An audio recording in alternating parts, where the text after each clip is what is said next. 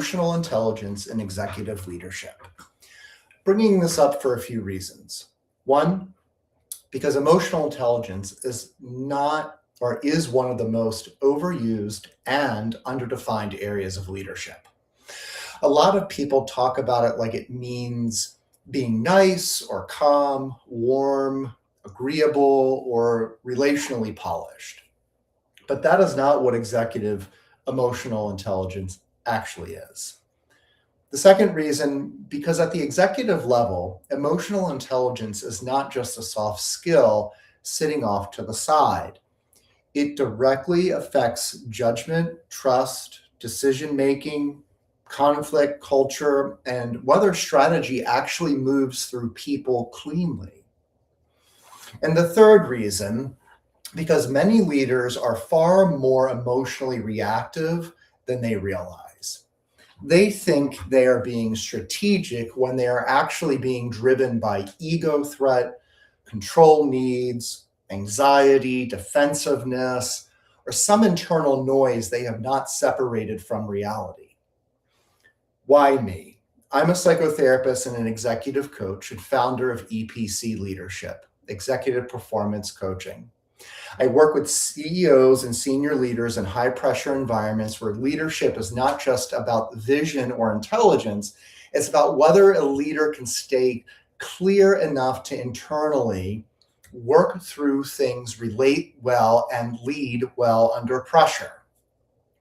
So in this video, I want to break down what emotional intelligence really means at the executive level, what it is not, and why it matters far beyond relationships, and how it connects to inner architecture, strategic alignment, and adaptive leadership. Emotional intelligence is usually talked about too vaguely, as I mentioned before. When people hear the phrase emotional intelligence, they often think of something vague and overly polished, like being personable or empathetic or self-aware, having good people skills and being calm, or knowing how to read the room. Those things matter, but that definition is too thin for executive leadership. Because at the executive level, emotional intelligence is not just whether people like being around you, it's whether you can accurately perceive, interpret, regulate, and use emotional information without getting hijacked by your own. That is a very different thing. Executive emotional intelligence means you can tell the difference between a strategic signal and your own internal reaction. You can stay connected to reality when your status feels threatened.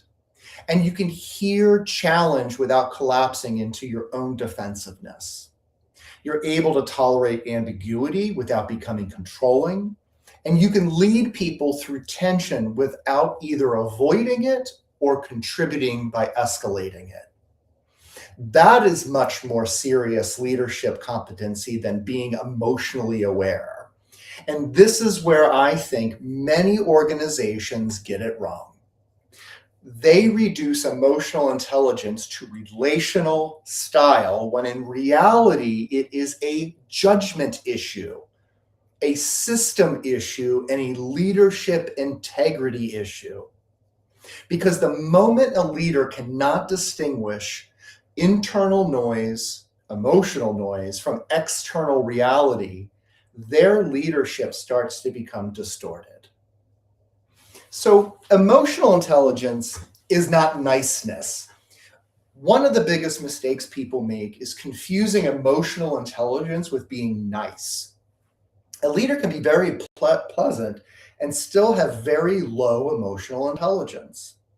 They can be socially polished, relationally smooth, warm in public, and still be deeply avoidant and defensive, or unable to tolerate feedback, or hold these hard conversations directly. Likewise, a leader can be direct, firm, and highly emotional intelligent. Because emotional intelligence is not about tone management, it's about accuracy, it's about regulation and disciplined awareness under threat and pressure. A leader with emotional intelligence does not just make people comfortable. They're able to stay present with discomfort without becoming distracted and distorted by it. So that means they're going to be able to deliver difficult feedback without cruelty. They're able to hear dissent and not become punitive. They're able to sit in that uncertainty without manufacturing some false certainty and remain connected to the strategic task, even when the emotions are running high. That's real emotional intelligence. So if you think it is only as empathy or interpersonal smoothness, you're missing the whole point. Because at the executive level, emotional intelligence is not softness. It is internal steadiness in service of clear leadership. So why does emotional intelligence matter so much at the executive level? At lower levels of organization, lack of emotional intelligence can damage a team. At an executive level, it can distort the entire system.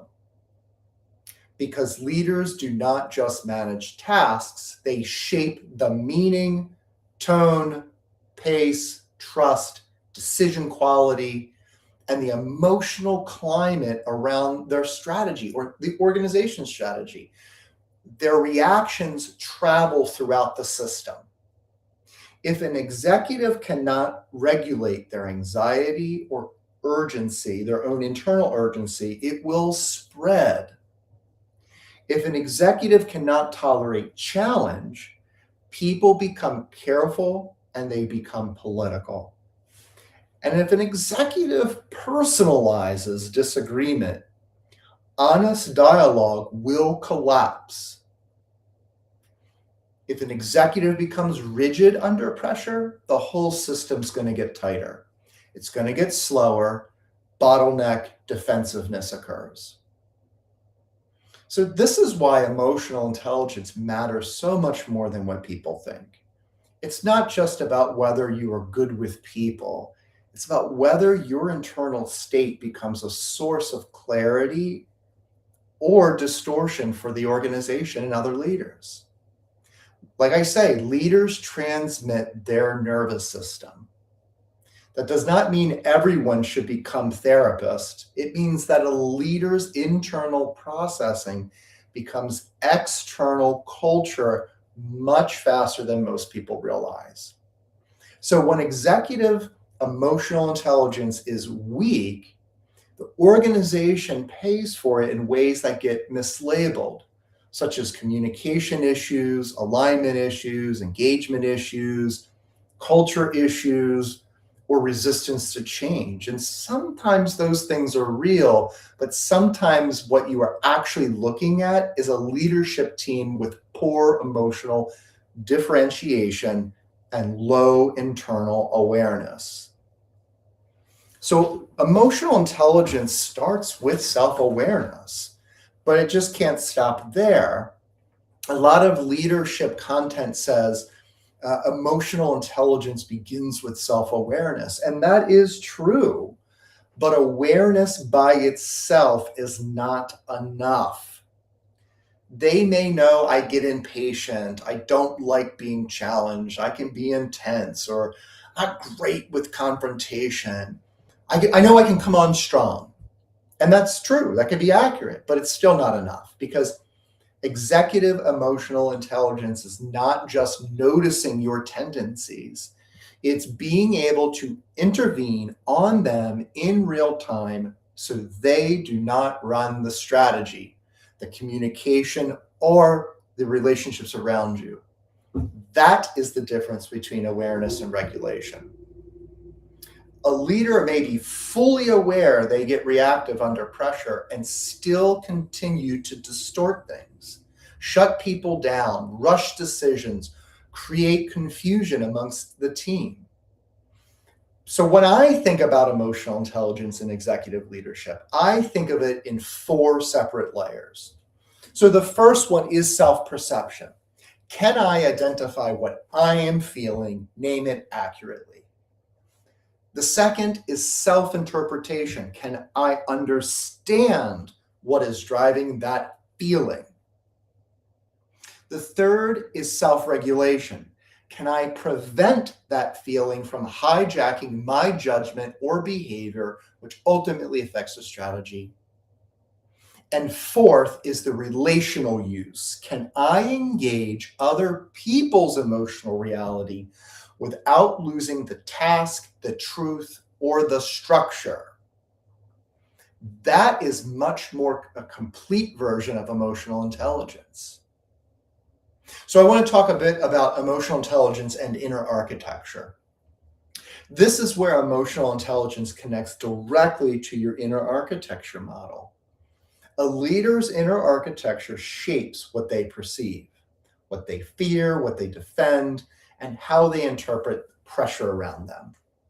So if a leader has deep issues around control, they may interpret delegation as kind of dangerous. And if they have status sensitivity, they may experience disagreement as disrespect. Or if they have a fear of inadequacy, they may over-prepare, over-manage, over-talk, or avoid exposure. And if they're driven by perfectionistic schemas, they can call it excellence when it's really anxiety. So this is why emotional intelligence is not just a communication skill, it's an inner architecture skill. Because unless a leader understands their own inner operating system, they will keep missing internal activation for external truth. They're going to think things like, this is urgent when it's really my anxiety, or this is unacceptable when it's really my ego being hurt, or this person is not aligned when it's really a threat response to some dissent, or, we need more control when it's really fear-based. And that confusion can get expensive. So emotional intelligence in executive leadership is not merely being able to name the emotions, it's being able to recognize how your inner architecture affects what you think is happening. That is a very advanced leadership discipline that I help teach leaders with. Emotional intelligence will improve strategic alignment. Emotional intelligence is also essential for a strategic alignment. And that's because strategy has to move through conversations, trade-offs, uncertainty, conflict, disappointment, resistance, competing priorities, and human interaction. And that means if a leader cannot regulate themselves, alignment starts breaking down long before anyone uses the word alignment. A reactive executive can make priorities feel unstable, and a defensive executive can make honest feedback feel dangerous. Just the same as an anxious executive can overload a leadership team organization with metrics and check-ins and premature pivots. Someone who's conflict avoidant can preserve harmony at the expense of real clarity. So emotional intelligence is weak, the strategy gets contaminated by unprocessed emotions. Now, the team is not just executing the business, it is adapting the leader's reactions. This is one of the clearest signs of poor executive and emotional intelligence, is that the organization starts reading the leader instead of reading the strategy. They start asking, what mood are they in? How do I say this without triggering them? Are we changing direction again? Do they actually want honesty here? Should we tell the truth and we have to manage the reaction? Once that starts happening, the strategy or the strategic alignment is affected and impacted. And so it's about helping strategy move through the organization without feeling distorted by the leader carrying it. So when we think about adaptive leadership and emotional intelligence also matters because leadership is adaptive. Executives are constantly asked to operate in ambiguity, change, loss, conflict, incomplete data, shifting markets, political complexity, and human resistance. That means the job is not just to know things, the job is to tolerate this disequilibrium without collapsing into reactivity. And so this is where the emotional intelligence becomes essential. Can you stay thoughtful when the answer is not obvious? Are you able to hold tension without rushing into relive it in a way that weakens the work? And are you able to sit with resistance long enough to understand whether it's fear or wisdom or self-protection or a valid concern? Are you able to observe anxiety from the system without transmitting it back out faster and louder? That's adaptive leadership. And without emotional intelligence, leaders tend to do one of two things. They either over control or they're over accommodate or overcompensate. And neither one is strong leadership. The executive with low emotional intelligence cannot hold the productive middle. They want certainty too quickly. They want agreement too quickly.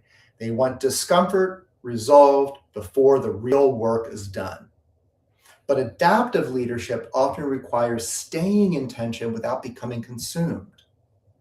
That is why emotional intelligent leaders are usually better at change, not because they enjoy tension, but because they can metabolize it without becoming ruled by it. So what is other examples of poor emotional intelligence? So I think it's important to keep it practical. Poor emotional intelligence and executive leadership doesn't always look dramatic. It actually looks polished. It's defensiveness disguised as conviction, or control disguised as standards, avoidance disguised as diplomacy or false claim that covers this disconnection, or even over-explaining to manage insecurity, or performative empathy with real no follow-through, or intense decisiveness that is really intolerance of ambiguity. It can also look like shutting people down when challenged, or misreading tension as disloyalty, or becoming cold when threatened. Using strategy language to mask emotional reactions, or rewriting history after a reactive moment, or needing to be the emotional center of the room. Again, the issue is not that a leader has feelings. The issue is whether they can have feelings without making everyone else in the organization around them. That is a very clean task, I think. If the team spends too much time adapting to the leader's emotional field, that leader's emotional intelligence is not as strong as many people think.